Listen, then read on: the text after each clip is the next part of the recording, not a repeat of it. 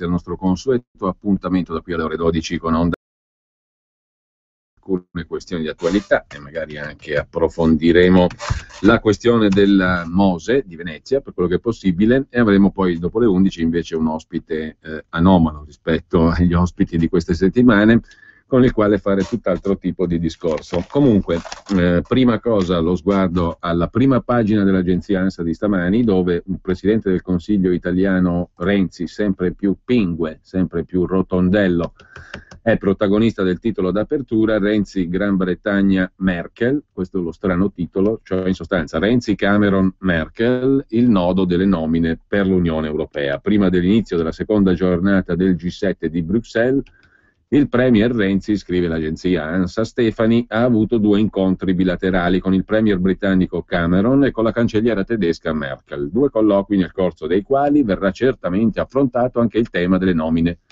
per l'Unione Europea, dopo l'out-out di Cameron sul nome di Jean-Claude Juncker e il rinnovato appoggio della cancelliera nei confronti del candidato popolare alla presidenza della Commissione, con l'avvertimento però che non si può essere indifferenti alle posizioni della Gran Bretagna. Renzi, dopo l'avvio della seconda giornata del G7, aprirà con un suo intervento la sessione dedicata all'energia, informa l'agenzia Stefani, che poi si occupa in prima pagina naturalmente anche del terremoto Mose a Venezia.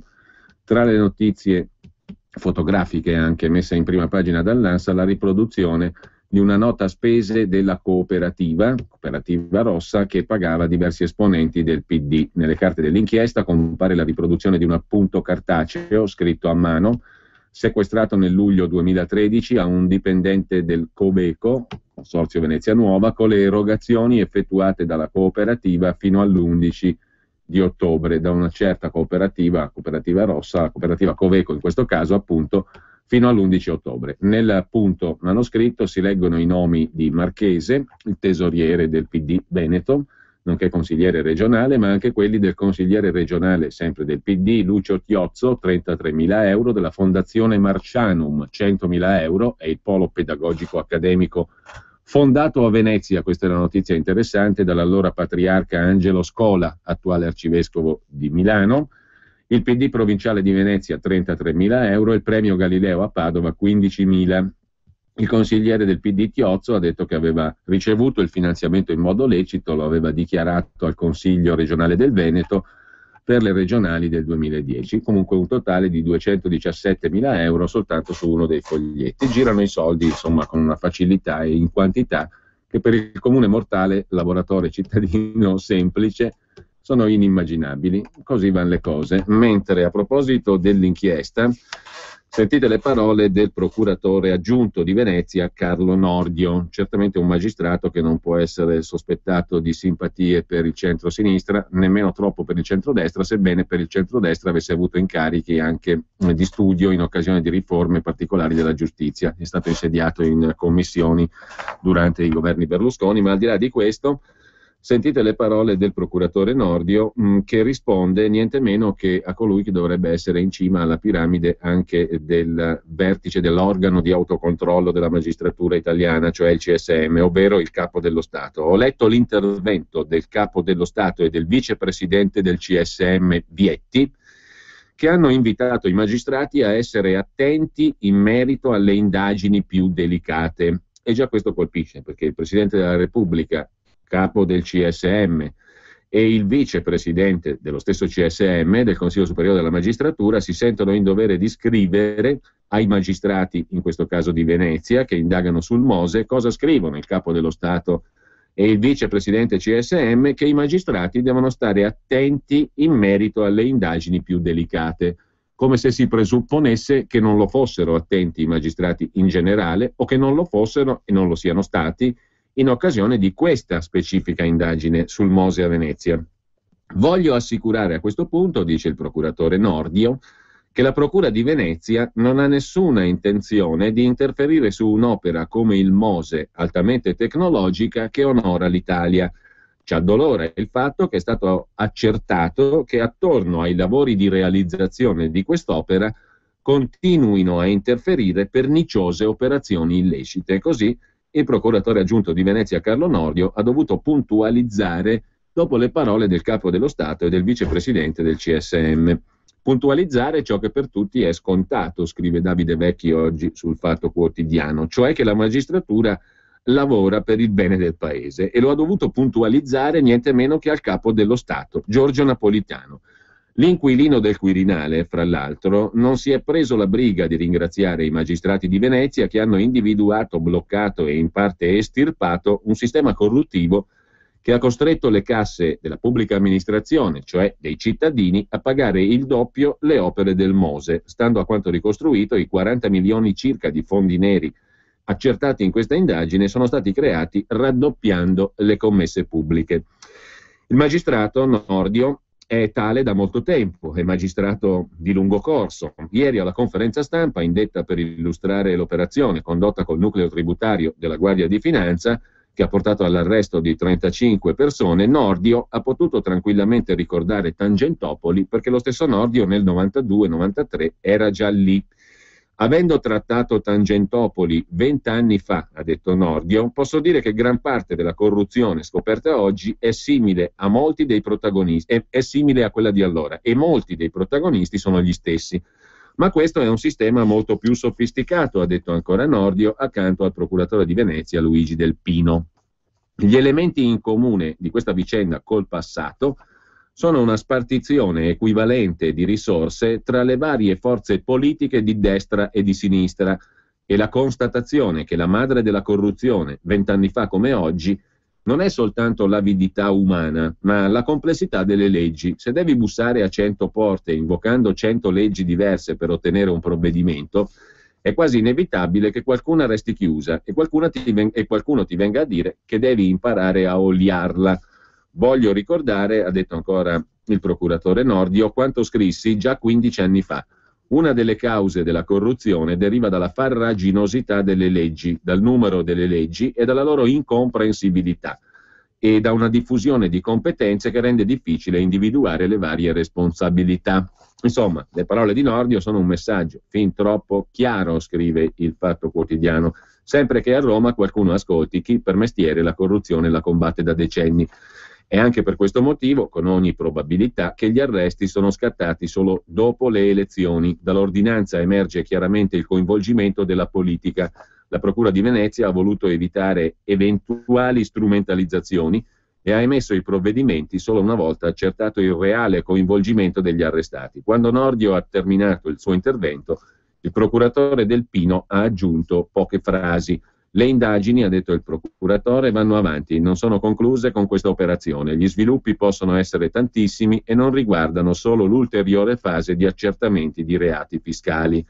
Dopo aver evocato Tangentopoli, queste parole suonano come una garanzia. La Procura di Venezia intende proseguire a prescindere da chi si troverà davanti.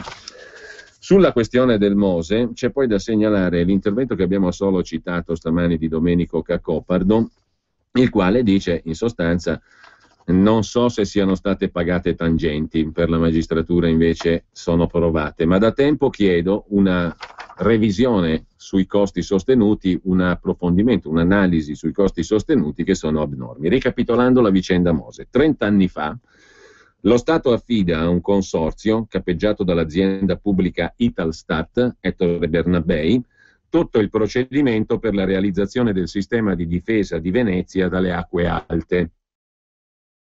Si tratta di mettere in atto alcune paratoie mobili nelle 3 bocche lagunari, in modo da impedire o rallentare l'afflusso delle maree, mettendo in sicurezza la città. L'operazione è molto complessa.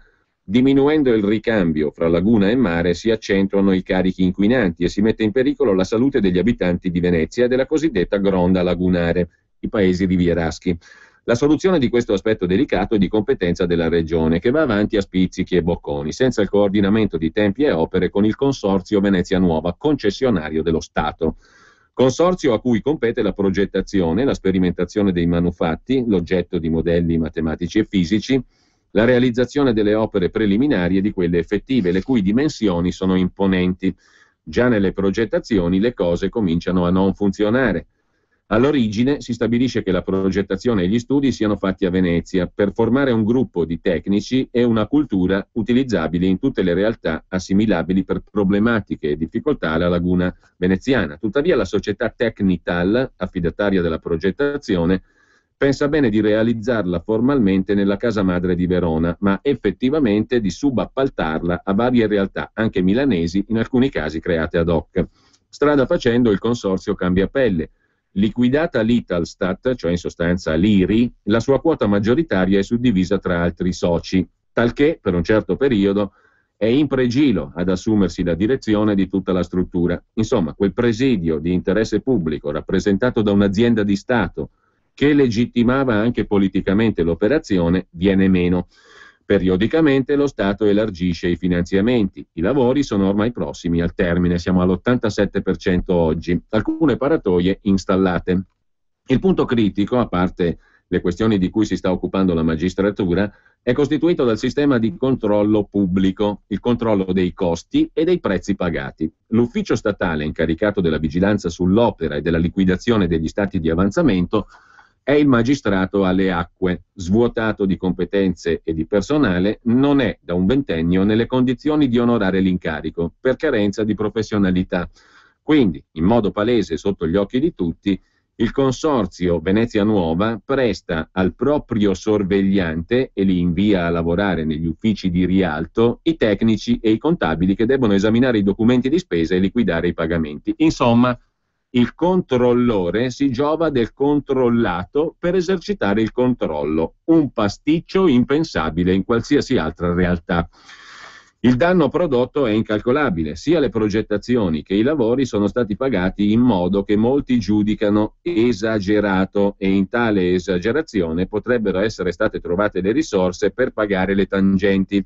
Per questa ragione abbiamo proposto, scrive Cacopardo su Italia Oggi, abbiamo proposto al ministro Lupi di dare il via alla due diligence, cioè a un serio esame dei costi sostenuti dal Mose e dal Consorzio Venezia Nuova, in modo da quantificare la differenza tra l'ora di un ingegnere senior pagata dal Consorzio e il prezzo di mercato, tra il chilo di cemento messo in opera a Venezia e il medesimo chilo di cemento messo in opera, per esempio, a Mazzorbo, per il metro cubo di cemento armato e per tutte le partite elementari di cui si compone uno stato di avanzamento. Il momento è venuto per fare questa operazione, perché un'operazione del genere, di natura squisitamente amministrativa e di supporto alle indagini dell'autorità giudiziaria, venga fatta.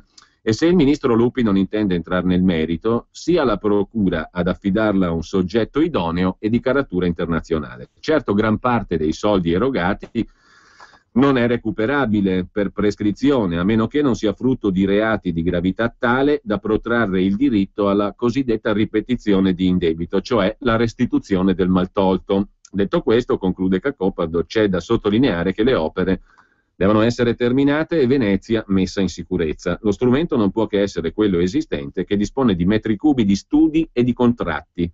Per la tutela della finanza pubblica e la regolarità futura occorrerebbe poi un commissario che faccia piazza pulita, riveda i conti, prosegua l'opera. Ci pensino i magistrati, se non ci pensa il ministro, scrive Domenico Cacopardo nell'analisi su Italia Oggi. Poi ci sono tonnellate di articoli oggi, naturalmente, sui giornali, a partire da Repubblica, partiamo da lì per comodità, per caso, diciamo, possiamo dire, ve li cito anche abbastanza rapidamente, ci soffermiamo magari su qualcosa che può essere di interesse. A pagina 2 di Repubblica c'è il pezzo di Paolo Berizzi sull'inchiesta. Il meccanismo arrivava al punto da integrare in un'unica società corrotti e corruttori. Al magistrato delle acque il consorzio Venezia Nuova comprava anche la carta igienica, letteralmente, e non è una battuta. La tangente si paga anche quando il pubblico ufficiale cessa dall'incarico o il politico finisce il suo mandato. L'ex magistrato alle acque, Patrizio Cuccioletta, avrebbe ricevuto 400.000 euro all'anno dal 2008 al 2011. Prima di lasciare l'incarico, altri 500.000 euro su conto svizzero. Avrebbe inoltre fatto assumere la figlia dal consorzio Venezia Nuova. L'ex magistrato alle acque Cuccioletta. Altro magistrato alle acque, Maria Giovanna Piva, successore di Cuccioletta, avrebbe ricevuto il medesimo stipendio, chiamiamolo così, 400.000 euro all'anno per evitare controlli e rilievi scomodi. Poi c'è la figura di Marco Milanese, il consigliere politico di Giulio Tremonti, all'epoca ministro dell'economia, avrebbe ricevuto 500.000 euro da Giovanni Mazzacurati per influire sui finanziamenti. E naturalmente la figura di Giancarlo Galan, che avrebbe avuto uno stipendio galattico di 1 milione di euro all'anno, e via via il generale della Guardia di Finanza spaziante, al quale erano stati promessi 2,5 milioni di euro per influire sulle verifiche fiscali e sui procedimenti penali del Consorzio Venezia Nuova, l'assessore regionale Renato Chisso, che avrebbe ricevuto dal presidente del Consorzio Mazzacurati uno stipendio, tra virgolette, annuo oscillante tra i 200 e i 250 mila euro. Il magistrato della Corte dei Conti, Vittorio Giuseppone, avrebbe ricevuto anche lui lo stipendio, chiamiamolo sempre così, di 300-400 mila euro all'anno, arrivati poi a 600 mila negli anni 2005-2006 per ogni anno, per ammorbidire i controlli della magistratura contabile della Corte dei Conti. Spiccioli, 25 mila euro, li avrebbe ricevuti l'eurodeputata uscente di Forza Italia, PDL, Lia Sartori. Avrebbe ricevuto, attraverso fatture false del consorzio, 25 mila euro, finanziamento occulto della sua campagna elettorale per le europee del 2009. Il consigliere regionale del PD, Gianpietro Marchese, avrebbe ricevuto 58 mila euro, anche qui per finanziamenti illeciti per la sua campagna elettorale attraverso false fatture. Galan 1 milione di euro all'anno di stipendio fra 2005 e 2011, più 1.800.000 tra 2006 e 2008 per rilasciare 2 pareri favorevoli al progetto. Il sindaco di Venezia Orsoni avrebbe ricevuto 110 mila euro di finanziamenti illeciti per la campagna elettorale 2010, più altri 450 mila euro consegnati in contanti, in moneta frusciante. A questo proposito Repubblica scrive: a casa di Orsoni 4 consegne di soldi. Nella casa veneziana, il palazzo nobiliare con il maggiordomo, dove è agli arresti domiciliari, alla fermata San Silvestro del Vaporetto prima di Rialto, raccontano le intercettazioni telefoniche, il sindaco del PD Orsoni incontrò 8 volte il collettore delle tangenti del Mose, Giovanni Mazzacurati, presidente di Venezia Nuova, il consorzio, a cui la costruzione della grande opera da 5,5 miliardi di euro era stata affidata. Gli incontri si svolsero tra l'8 maggio 2010 e il 6 aprile 2011. 4 volte servirono a consegnare denaro, prima e dopo le elezioni comunali che il professor Orsoni vincerà al primo turno per la coalizione di centrosinistra. L'ho visto una sola volta in comune sede istituzionale, dirà Mazzacurati in uno dei 2 interrogatori dedicati al sindaco. Una volta ci siamo dati appuntamento all'Hotel Monaco e in tutte le altre occasioni sono andato a casa sua. Al telefono confesserà: Giorgio è un mio grande amico, dice Mazzacurati. I PM hanno ricostruito finanziamenti per 560 mila euro totali al sindaco e al suo comitato elettorale. Quelli portati a Orsoni di persona in contanti sono considerati tutti fondi neri e sono il 90%, ha risposto a specifica domanda il presidente del Consorzio Venezia Nuova, Mazzacurati. I procuratori hanno ricostruito così la suddivisione delle consegne di denaro al sindaco Orsoni: 110 mila euro al comitato sostenitore del sindaco, 450 mila in contanti consegnati direttamente a Orsoni. In 3 mesi ho saturato la cifra richiesta, ha detto Mazzacurati, anche con tranche da 150 mila euro. Amici padani, ascoltate cosa può succedere a chi non ha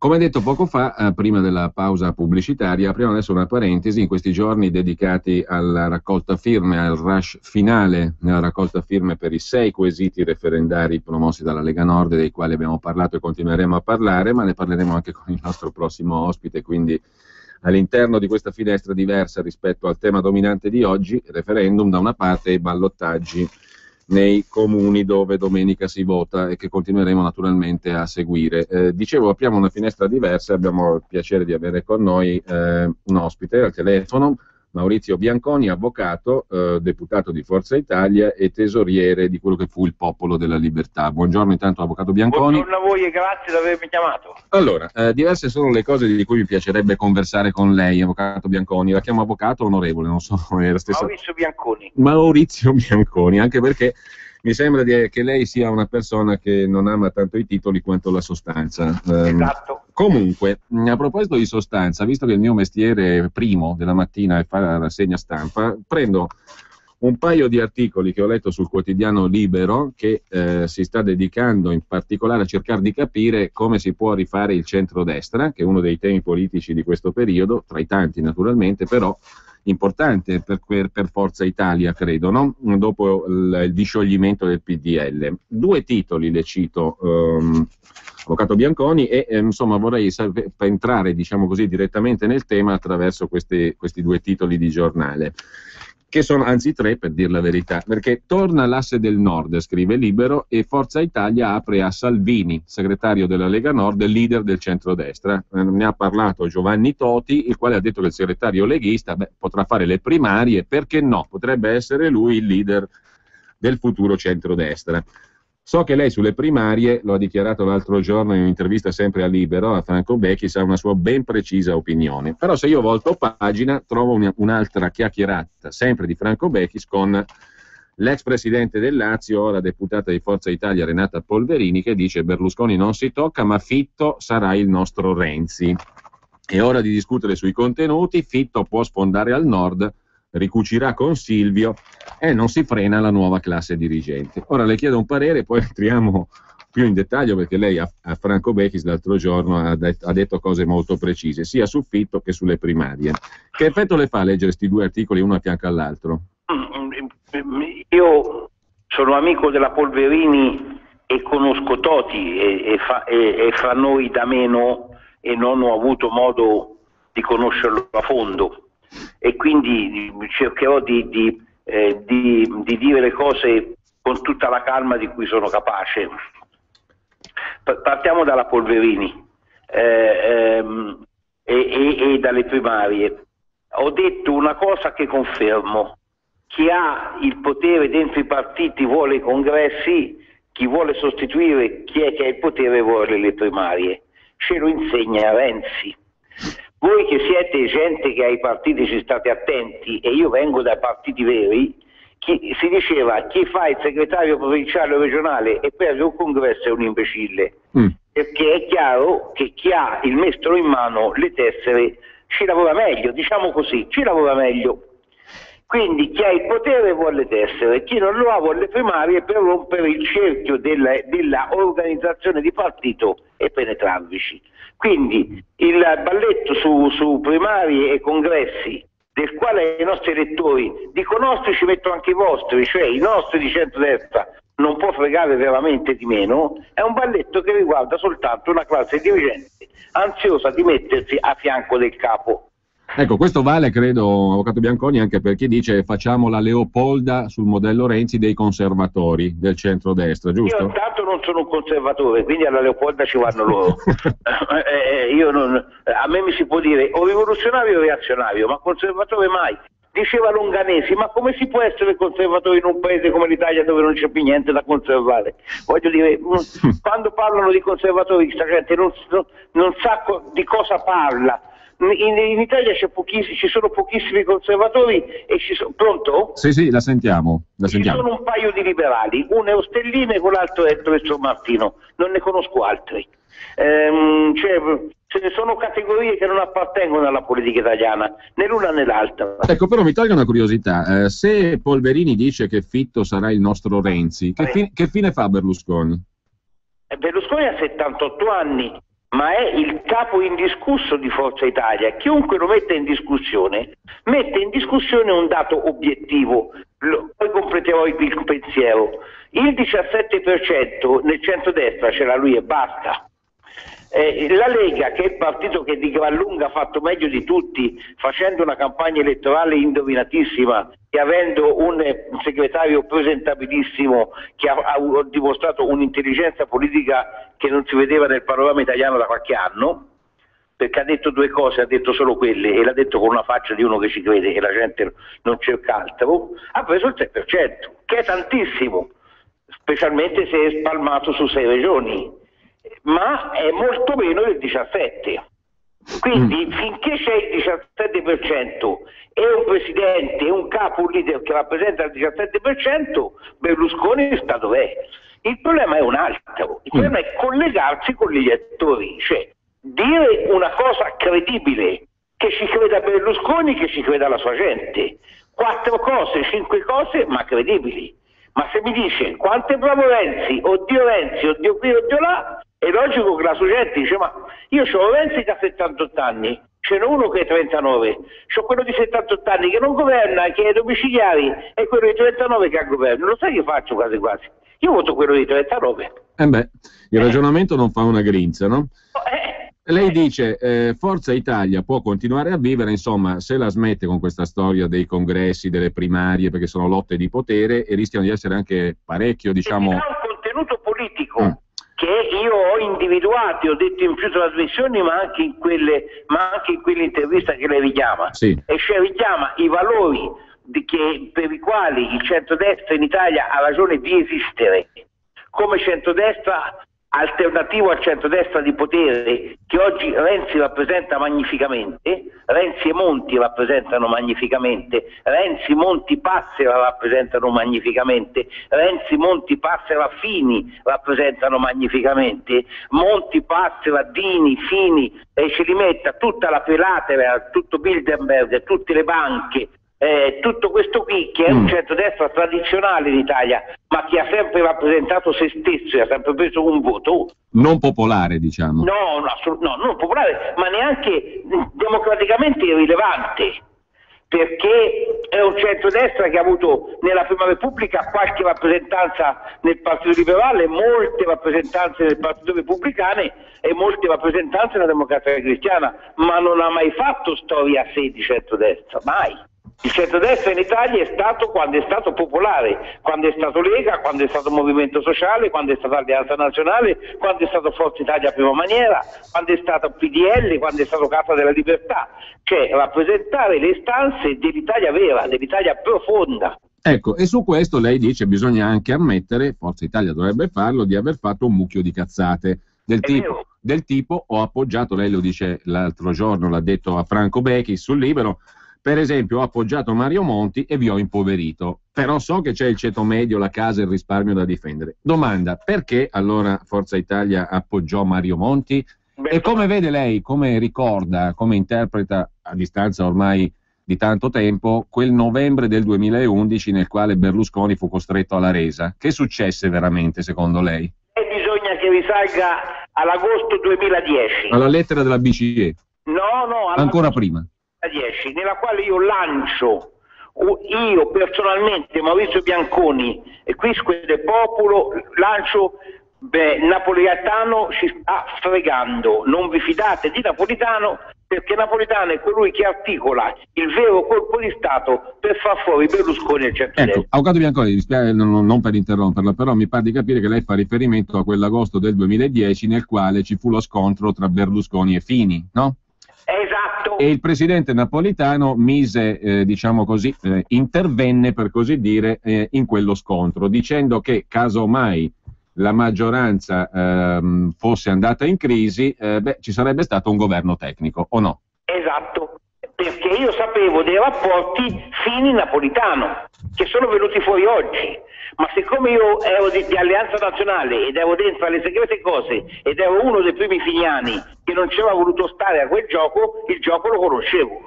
Ecco perché io dissi che Napolitano tradiva la Costituzione, perché lo sapevo. E il Presidente, diciamo, le rispose con una durissima nota, tra l'altro, no? Perché colpito nel vivo mi rispose, perché ha detto: quante cose è stato questo che ti rompi i coglioni qui? e mi rispose, e con una cazzata delle sue, cioè chieda l'impeachment, come se non sapesse che l'impeachment non si può chiedere perché deve passare dalle due giunte.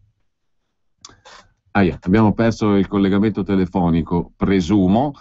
Vediamo di ristabilirlo perché credo che fosse interessante la conversazione, e anche la modalità espressiva. Comunque, non so se è caduta proprio la linea, e facciamo in tempo adesso a recuperare il collegamento con Maurizio Bianconi, che si riferiva, mentre stava parlando poco fa, all'agosto del 2010, quando ci fu lo scontro nel PDL tra Berlusconi e Gianfranco Fini, espulso da pochi giorni dal PDL, avendo formato gruppi autonomi alla Camera e al Senato con il nome di Futuro e Libertà, che ormai è un nome di un partito consegnato alla cronaca o microstoria recente. Bianconi diede un'intervista a quell'epoca sul Giornale e criticò l'atteggiamento del Presidente della Repubblica Napolitano, che aveva ipotizzato un governo tecnico nel caso in cui fosse venuta meno da parte dei finiani la fiducia al governo Berlusconi. Napolitano disse no al voto anticipato e invece prospettò un governo tecnico in quel 2010. La cosa si verificò poi un anno e pochi mesi più tardi, nel 2011, nel novembre del 2011. Bianconi accusò Napolitano di tradire la Costituzione. La Costituzione la puoi tradire non rispettandola oppure fingendo di rispettarla. Napolitano smentisce se stesso con un atto di incoerenza gravissima, dicendo no al voto anticipato e sì alla ricerca di un governo tecnico. Così Bianconi disse nell'intervista al giornale. Lo stesso giorno esce una durissima nota del Quirinale dove si afferma da parte di Napolitano che il deputato Bianconi si è abbandonato ad affermazioni avventate e gravi, sostenendo che il presidente Napolitano sta tradendo la Costituzione. Essendo questa materia regolata dalla stessa Carta di cui l'onorevole Bianconi è di certo attento conoscitore, rispose Napolitano, se egli fosse convinto delle sue ragioni avrebbe il dovere di assumere iniziative ai sensi dell'articolo 90 e relative norme di attuazione, cioè mi metta sotto stato di accusa, procedura di impeachment, e faccia votare al Parlamento la procedura di stato d'accusa. Bianconi è stato duramente criticato sia dall'opposizione che dalla maggioranza, soprattutto da esponenti del suo partito, per le accuse a Napolitano. Gli è stato chiesto di scusarsi col capo dello Stato e, invitato a porgere le sue scuse, Bianconi confermò in tutto e per tutto le proprie affermazioni senza scusarsi. Questo resoconto lo trovate perfino in rete. E comunque adesso facciamo una pausa musicale perché abbiamo purtroppo una linea che non esiste più in questo momento. Vediamo di raggiungere Maurizio Bianconi in altro modo, attraverso l'altra linea.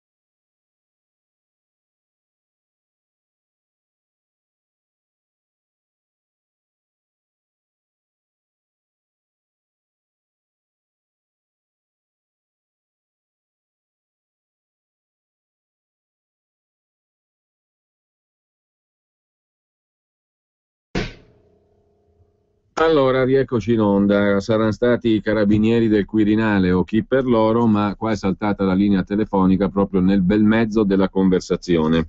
E per questo momento non c'è nessuna possibilità di telefonare da Radio Padania verso l'esterno, per cui se ci riusciamo prima delle 12 ripristiniamo il contatto con Maurizio Bianconi, col quale stavamo entrando in un discorso credo interessante. E vabbè, è fatta così la giornata.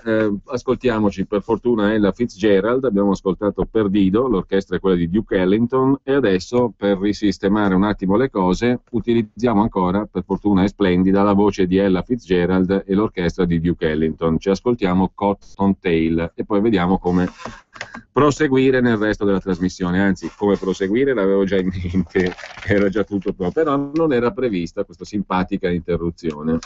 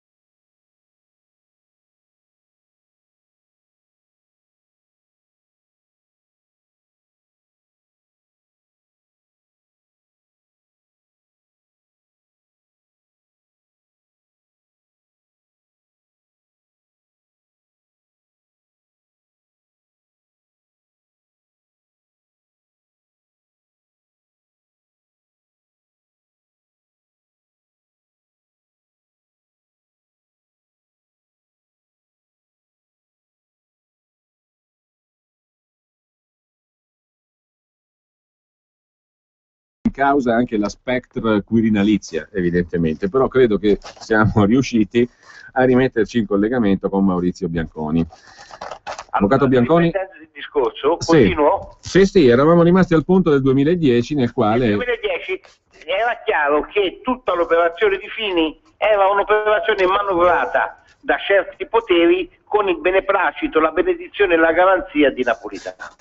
Napolitano reagì male alla mia provocazione, alla mia assunzione di tradimento della Costituzione, ma si capiva che la reazione così sproporzionata avevo colto nel vivo. Dopodiché arrivò il 2011. Quel piano per farlo fuori è un piano che ha poi continuato fino alla esplosione dello spread che caricavano di significati che non avevano, mediante la vendita dei fondi e delle banche tedesche di tutti i titoli di risparmio italiano, mediante anche quelli che tiravano da quella parte dentro il governo come Tremonti e Frattini, è inutile starcelo poi a nascondere. E quest'uomo era un uomo terrorizzato, io lo vidi all'ufficio presidenza, un uomo che aveva capito chiaramente che la sua ora per questi poteri era arrivata. Gli articoli minacciosi quasi di Monti e di autoinvestitura nel Corriere della Sera, sì. Le defezioni di persone che fino allora erano state vicinissime al presidente, come Antonione, mi viene in mente Antonione, Latippolito, Gava e altri, cioè ormai si capiva che lo volevano far fuori e noi eravamo per andare a elezioni anticipate. E lui disse invece, ci fece vedere i sondaggi e disse: guardate, abbiamo il 28%, non possiamo andare a elezioni con il 28%. E io gli dissi: Presidente, lo vedi cos'è sto foglino che ci leggi? Tienilo in tasca e mettilo in cornice, perché te col piffero che lo rivedi il 28% a un partito guidato da te se non vai a votare. Testuale, non è che gli è mancata neanche una virgola. E lui non capiva col piffero, dissi: non lo rivedi mai più, perché... E non andammo a votare, perdendo una regolare elezione interna, perché non ero io soltanto, c'era Matteoli, c'era Brunetta, c'era Gasparri in quel momento, addirittura Sacconi in quel momento diceva che voleva andare a votare. Dopodiché l'appoggio a Monti era la costituzione proprio visto come ci si costituisce ai Carabinieri, a chi la resa, uno scopo solo. Diciamo così, la resa a un certo punto. La resa, sì, di rovinare l'Italia. Lo scopo non dichiarato, se non dopo e poi alla CNN di Monti, che io dissi subito, era quello di abbassare i consumi interni, cioè impoverire l'Italia. L'Italia, dicevano loro, questi mascalzoni, che ci sono criminali veramente da processare, lui, la Fornero e tutta la sua banda, che è una banda proprio di mascalzoni, per me hanno un tasso di criminalità interiore, ce lo dico anche nel muso. Spero che mi querelino, perché io lo voglio dimostrare davanti al tribunale, perché si dimostra chi mette sotto il processo, chi mette sotto uno con una macchina, chi ruba i soldi a una banca eccetera, ma chi mette con l'indifferenza 5 milioni di connazionali alla fame, 10 milioni in povertà e ne mette a spasso 2 milioni per far tornare i conti alle banche tedesche e francesi, è un criminale, è un traditore. Su questo non c'è dubbio, non è che si possa usare altri termini. Io l'ho detto nel viso, sì. Non è che lo dico qui, se guarda i miei interventi alla Camera lo vede. E dunque questa qui incominciavano l'opera di rovina dell'Italia. L'Italia doveva essere assolutamente uccisa sul piano della manifattura interna, perché dovevamo fare piacere alla Germania, dovevamo essere uccisa sulla flessibilità economica perché dovevamo fare un piacere alla Germania, doveva essere uccisa nell'autonomia dei ceti medi segmentati e flessibili perché doveva essere una società compatta, e questo tornava in quel momento l'intesa perfetta fra finanza americana che scaricava la crisi sull'Europa e stabilità germanica che la faceva pagare a Grecia, Portogallo, Italia, Spagna e Francia. Questo era lo schema, avendo la Francia un pochino più di salvezza perché aveva comunque l'accordo franco-tedesco. Dentro questo schema ha fatto il lavoro sporco Monti, l'ha fatto la Fornero, che ha tenuto 500.000 di persone senza stipendi e pensioni facendo finta di piangere, questa criminale, anche lei, nessuno la processa. Cioè hanno rovinato l'Italia, gli hanno dato il colpo di grazia. Diciamo traditori della patria, mettiamola così. Traditori della patria, ma nella pelle dei concetti. Non è che hanno tradito soltanto una battaglia e ci hanno fatto perdere la guerra. Hanno messo alla fame 5 milioni di connazionali, questi mascalzoni, e ne hanno impoveriti 10 milioni. E lei dice a Franco Bechis l'altro giorno che Napolitano ce l'avrebbe messa in quel posto, l'ho detto 4 anni fa. Ma perché? Sì, è quello che gli ho raccontato. E perché non è stato ascoltato? Perché nessuno mi piace sul serio a me, nel senso che la politica è roba da mangiare per certi ambienti, capito? Non è che io non sono credibile, è che ritengono che le mie analisi, io un po' meno, e fossero analisi di un politologo appassionato, non uno che faccia politica. Io faccio politica, no? Per loro la politica è un po' roba da mangiare, capito? Non è proprio una cosa... La politica per loro è equilibrio di poteri, è slogan indovinato, è progetto vendibile, è fortunata apparizione nella televisione.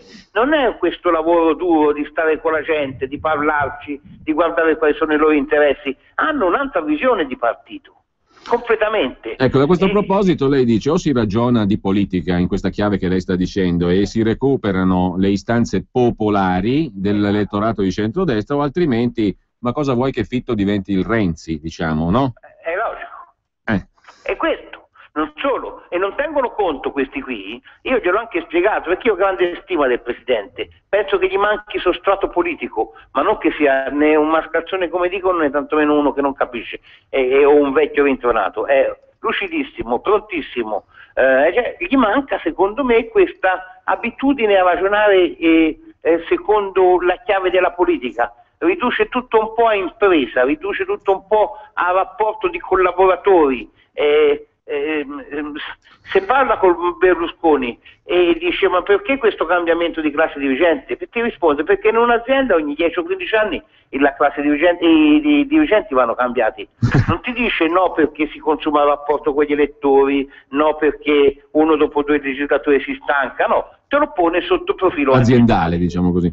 Ecco, e questo è un po' diciamo il limite, se un limite ce l'ha, e quindi lui era convinto di dover cedere a Monti, ma poi di recuperare in qualsivoglia momento il suo rapporto, perché Invece quando si passano certi confini il rapporto lo recuperi più. Ecco, mi tolga una curiosità, avvocato Bianconi, ma la fiducia in Napolitano, così come l'appoggio al governo Monti, erano due cose, tra virgolette, necessitate perché avevi i carabinieri alla porta che ti stavano portando via, o sono stati errori invece proprio di strategia politica? Secondo me lui ha sottovalutato gli effetti negativi di una cosa che sapeva che non doveva e che non poteva fare, ma era anche convinto che è una cosa che doveva fare, di essere necessitato a farla da elementi metapolitici. Questo sono convinto. E l'infatuazione per... portato i danni lo sapeva, ma che gli avrebbe portato tanti danni non l'aveva calibrato e comunque ero convinto di recuperarli, ma che faceva una cosa che gli portava dei danni lo sapeva, ma pensava che fosse necessitato.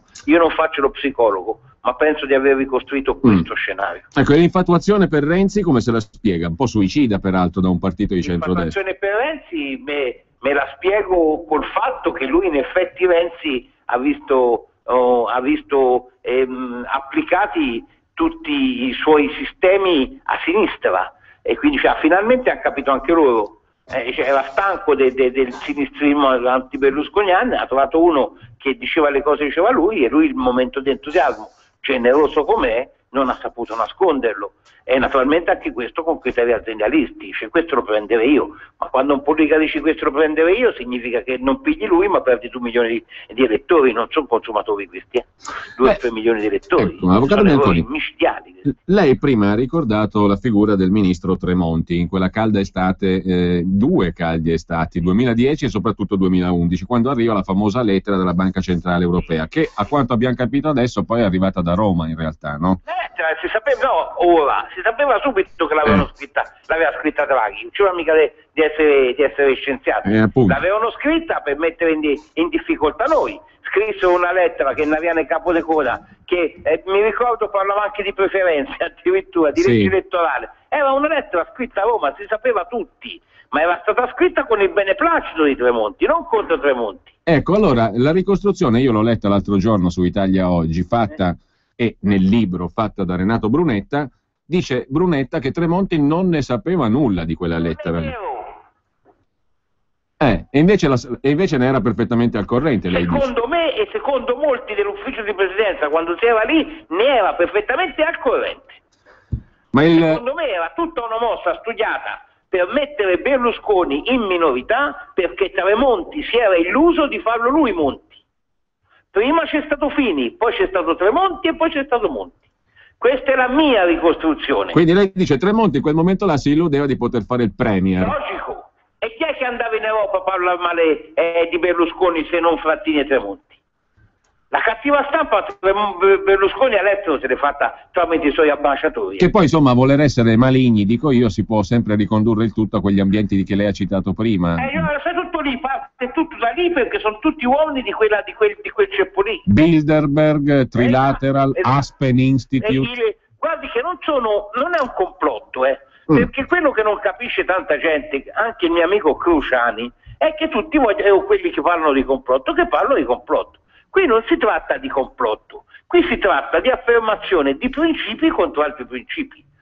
Quella gente lì appartiene a una categoria culturale che ritiene che la politica, le divisioni nazionali, gli interessi popolari siano di grandissimo ostacolo all'affermazione del loro mito, che è il mercato globale.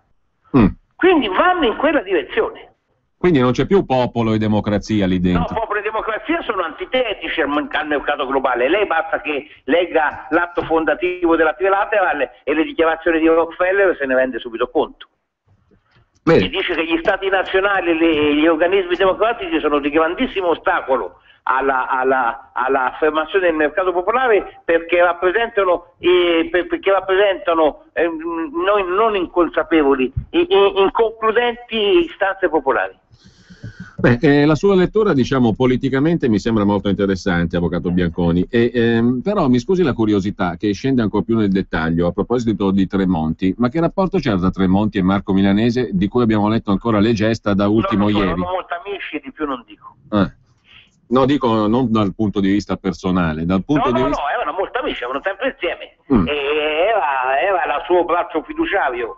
Perché abbiamo... Era il suo braccio il suo braccio fiduciario, io di più non so. Abbiamo letto poi che era l'uomo che teneva i rapporti con le case da gioco, con il settore gioco e Questo non ho detto scommesse. assolutamente niente, perché io dentro queste cose di governo non ci sono mai entrato né ci sono voluto entrare. Ecco, allora invece tocco un altro punto che lei ha toccato nella conversazione da cui sono partito con Franco Bechis, è la questione sostanziale, programmatica, dei contenuti, diciamo, no? Lei dice a un certo punto, io quasi da solo ho votato contro l'abolizione del reato di immigrazione clandestina. Logico, c'era la Lega e c'ero io. L'unico che ha fatto dichiarazione contraria, oltre alla Lega, sono stato io. E lei dice appunto che, tra l'altro, ricordo, tutti lo sanno, chi ci sta ascoltando, che è uno dei 6 referendum, uno dei 6 quesiti referendari della Lega mira a ripristinare il reato di immigrazione clandestina. Credo che lei sia d'accordo, ovviamente, sul ripristino di questo reato. Non credo che sia efficace in sé, ma credo che sia un grande segnale per dire che qui non c'è posto per tutti. Ecco, e come mai, secondo lei, a un certo punto Forza Italia vota per il reato per l'abolizione del reato?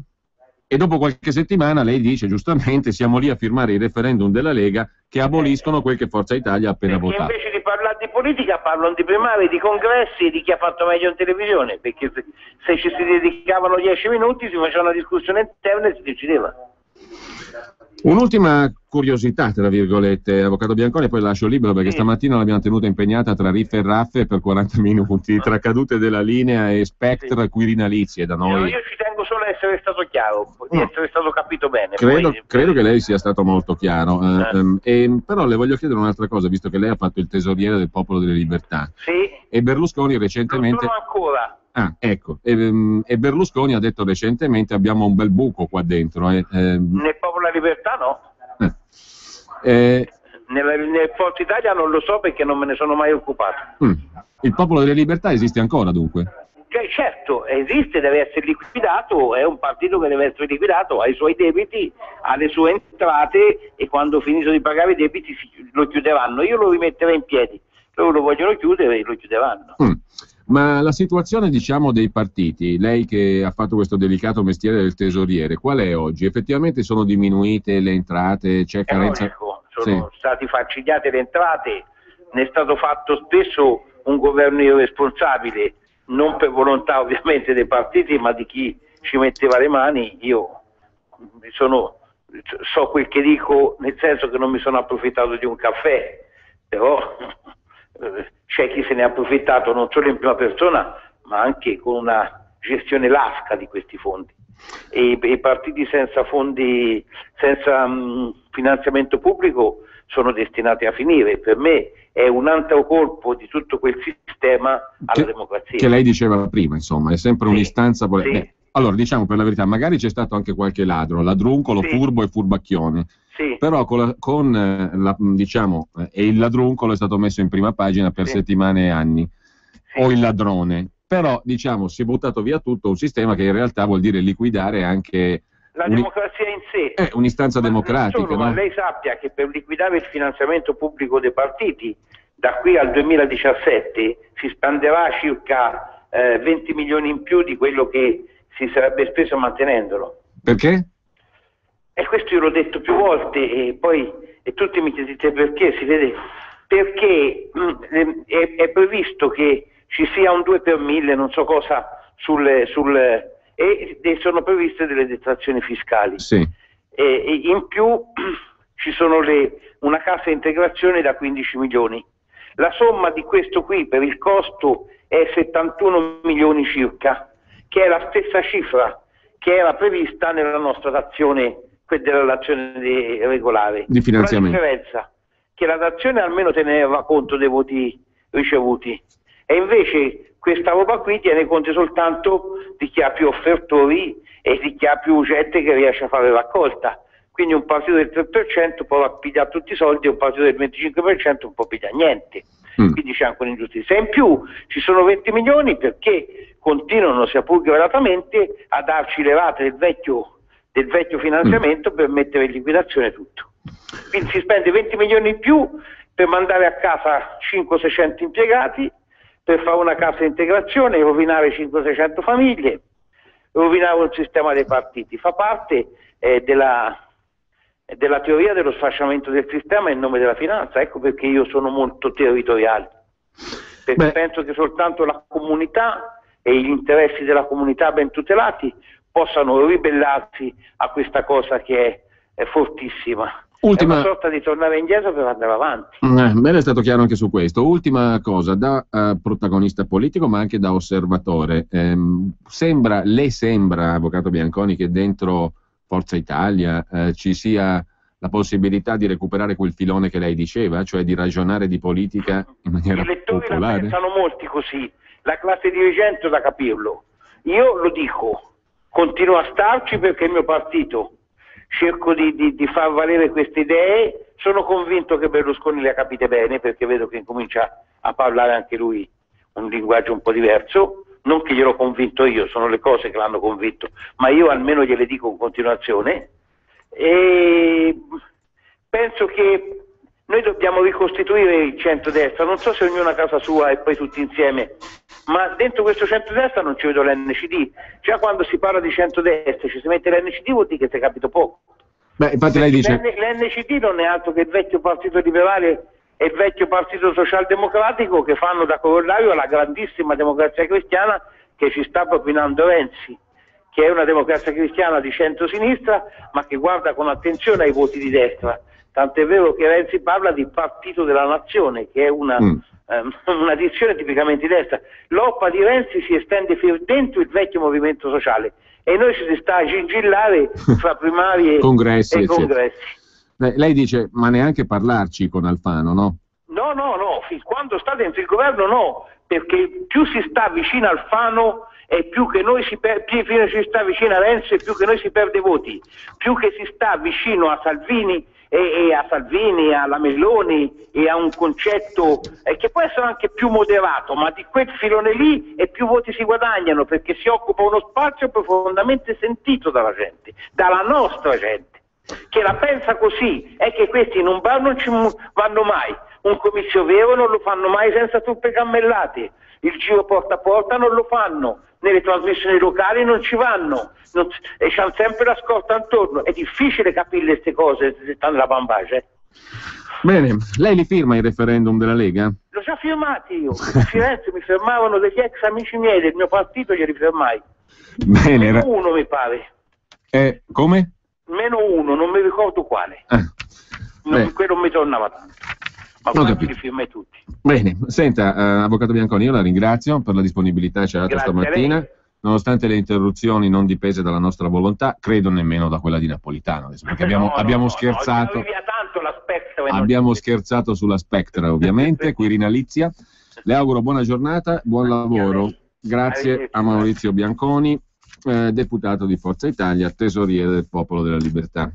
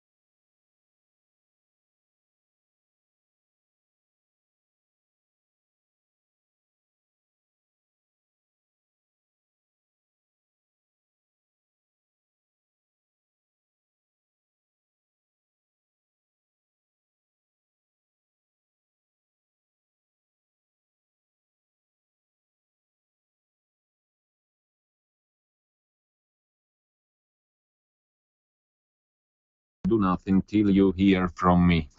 Tornando invece alla questione del Mose e al sindaco di Venezia, a parlare di tangenti consegnate in contanti a casa sua è niente meno che il presidente del consorzio Venezia Nuova uscente, ovvero il dominus ritenuto da tutti tale, l'80enne Mazzacurati, il quale ha rivelato che la parte in nero data a Orsoni è lievitata perché il sindaco PD di Venezia prima ha chiesto una cifra e poi l'ha aumentata.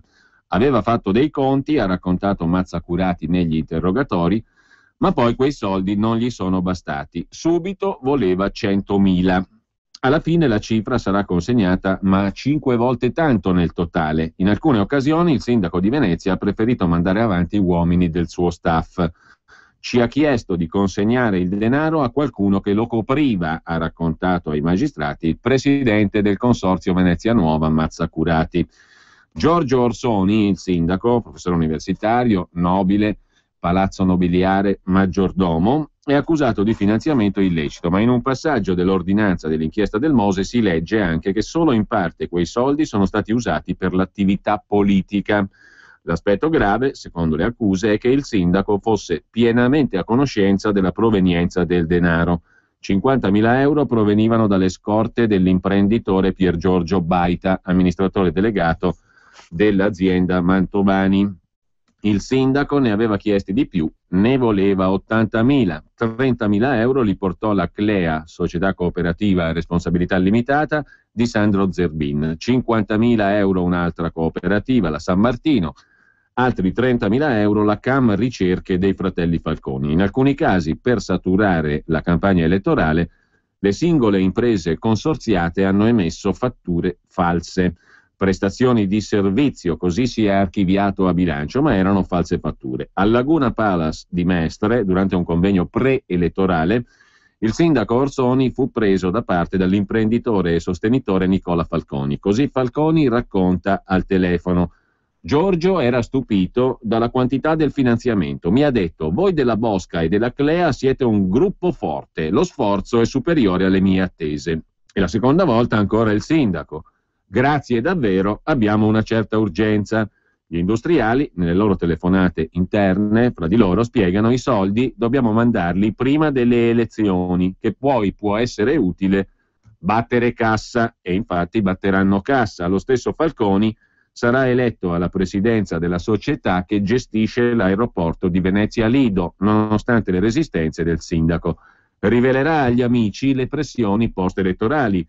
Ho visto Giorgio e gli ho detto: sindaco, io sono un uomo suo. Così l'imprenditore Falconi.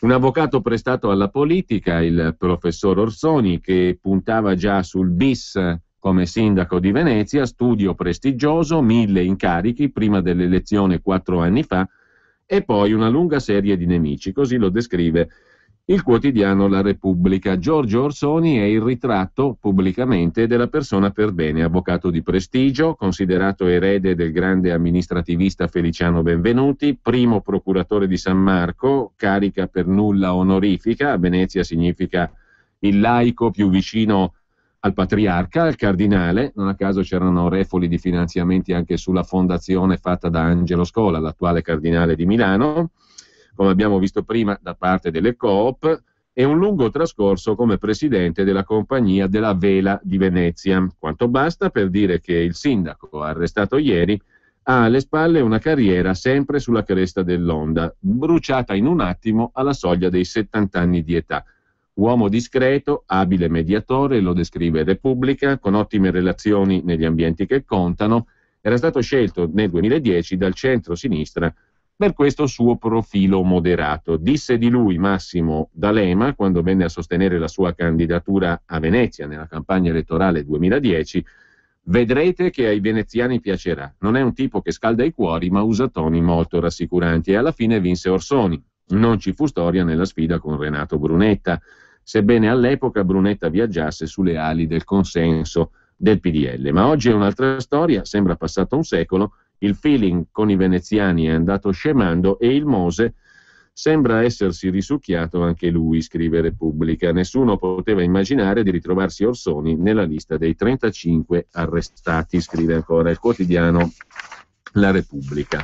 Anche il Corriere si occupa del professore cattolico col palazzo nobiliare, avvocato di successo, nel 2010 riuscì a ribaltare il pronostico contro Brunetta, e ancora questo coinvolgimento, ha detto il suo assessore Bettin, sorprende e amareggia. La sua onestà non è in discussione, comunque ha fatto una cretinata bella grossa, bisogna capire che significa, perché a quanto dice Mazzacurati, che non è certo uno che passava per caso ma il presidente del consorzio Venezia Nuova, qua eravamo davanti ad azioni ben precise di denaro. Poi c'è il capitolo Galan, 1 milione l'anno e i lavori nella sua villa padovana, quei 200.000 euro consegnati in albergo e i tentativi di bloccare l'indagine dei pubblici ministeri. Il penultimo presidente del Veneto Galan era al libro paga dei costruttori del Mose per almeno 5 anni, uno stipendio annuo tra i 900.000 euro e il 1.000.000 di euro, ricevuti tra 2005 e 2008, gli anni in cui Galan doveva velocizzare gli uffici tecnici, ammorbidire la commissione di salvaguardia e anche la sezione di controllo della Corte dei Conti. Un magistrato era a libro paga pure lui. La Corte dei Conti di Venezia era chiamata a verificare le procedure dell'opera. Gli inquirenti hanno individuato un altro stipendio da 1 milione intascato da Galan nel 2012, stagione in cui i cantieri in laguna presero velocità. Corruzione contro i doveri d'ufficio è l'accusa. La cifra di profitto stimata è fino a 5 milioni di euro. A questa contabilità giudiziaria dovrà essere aggiunta l'evasione fiscale, perché Galan non ha pagato alcuna imposta sul reddito sulle persone fisiche, si legge nell'ordinanza. Gli stipendi annuali, girati dal presidente del consorzio Venezia Nuova, Mazzacurati, avevano un percorso lungo per non farli emergere. L'assessore regionale alle infrastrutture Chisso ritirava i contanti dall'imprenditore Mazzacurati, il presidente del consorzio, quindi li consegnava alla segretaria che portava il denaro direttamente a Galan. La Procura di Venezia sostiene che il presidente della regione abbia fatto lavorare imprese legate alla Mantovani, capofila del consorzio Mose, con le quali era in debito di favori. E ancora Galan e il suo assessore faccendiere Chisso, tramite prestanome, avevano quote sociali, il 7%, nella Adria Infrastrutture, controllata direttamente dalla Mantovani SPA e formalmente rappresentata da Claudia Minutillo, 51 anni, per molto tempo potente segretaria dello stesso Galan. Il presidente della regione avrebbe agevolato poi le richieste di project financing della Adria Infrastrutture attraverso un architetto di fiducia. Infine Galan controllava anche il 70% di Nord-Est Media, un'altra società del gruppo Mantovani. La segretaria particolare Claudia Minutillo era stata incaricata di portare poi a San Marino i fondi neri Regione Veneto Mose. Da lì i contanti venivano dirottati e riciclati in una serie di conti all'estero da William Colombelli, il burattinaio della finanziaria BMC. L'ex segretaria personale di Galan, ribattezzata a Venezia la Dogetta, a San Marino era diventata un'imprenditrice e con la BMC Broker attivava appalti banditi dalla regione e l'organizzazione di eventi da celebrare in laguna. Nel febbraio 2013 la Minutillo viene arrestata per frode fiscale insieme con l'ex amministratore delegato della Mantovani SPA Pier Giorgio Baita, lo stesso che ha raccontato di aver consegnato 200.000 euro alla Minutillo, la segretaria di Galan, come contributo elettorale alla campagna del presidente Galan all'Hotel Santa Chiara. In 5 interrogatori, l'imprenditore Baita, il suo braccio destro Buson, la stessa segretaria Minutillo, si parla dell'architettura finanziaria creata da Galan per far ristrutturare la sua villa a Cinto Euganeo, Padova, senza spendere un euro e occultando i lavori in una serie di sovrafatture mascherate da lavori per il Mose. La ristrutturazione della prestigiosa villa costò 1.800.000 euro. Galan l'aveva acquistata nel 2007 e aveva affidato i lavori di ristrutturazione all'architetto amico Danilo Turato. Il cantiere durò 2 anni. Su consiglio del commercialista di Galan, Paolo Venuti, l'architetto emise fatture gonfiate per alcuni lavori realizzati nella sede della società Mantovani e al mercato ortofrutticolo di Mestre. Da quei sovrapprezzi si riuscì a ricavare 1.100.000 euro. Costo della ristrutturazione, eccetto il rifacimento della barchessa, il corpo laterale dell'edificio. I 700 milioni mancanti Galan li troverà nel 2011. In che modo? farà chiamare l'amministratore delegato della Mantovani, Pier Giorgio Baita, tramite l'addetto stampa Miracco, e gli chiederà di mettersi in contatto col suo commercialista. Sarà costui a chiedere a Baita un aiuto per una parte della spesa. Galan ha voluto incontrarli di persona, ha raccontato l'amministratore ai pubblici ministeri, e nel suo ufficio mi chiese esplicitamente di coprire le fatture dell'architetto Turato. Nel 2009 Galan inaugura la villa col suo matrimonio con Sandra Persegati, 300 invitati, tra i quali ovviamente anche Berlusconi. Nel 2010 chiude il mandato in regione. Anche il presidente ha continuato a chiedermi denaro, diceva che era diventato ministro e avrebbe avuto ancor più potere sui miei affari. È sempre Baita della Mantovani a parlare, interrogato a verbale. L'ordinanza racconta di un tentativo di influenzare l'indagine in corso da parte di Galan e della segretaria Minutillo. L'imprenditore Mantovani aveva acquistato a caro prezzo, 1,5 milioni di euro, il 51% del giornale Il Punto. Questo perché era un contatto romano di gente appartenente ai servizi, Cicero e Manganaro, e Mantovani doveva pagarli per avere informazioni e vedere di deviare l'inchiesta. Lo ha raccontato nell'interrogatorio del marzo 2013, il 19, la Minutillo. Gli inquirenti venivano pedinati e controllati. A settembre sulla questione è stato arrestato il vicequestore di Bologna, Giovanni Preziosa, già assessore in quella città. Infine sarebbe stato il magistrato Raffaele Tito, detto lo zio, a rivelare la presenza di una microspia della procura nell'auto della segretaria di Galan, la signora Minutillo. Ed è solo uno dei filoni e delle vicende. Non facciamo più in tempo ad ascoltare invece la parte finale del pezzo di Ella Fitzgerald e Duke Ellington, Do Nothing Till You Hear From Me. In ogni caso, buon pomeriggio a tutti da Giulio Cainarca. Paolo, ho trovato l'asilo che cercavo, una bella sede col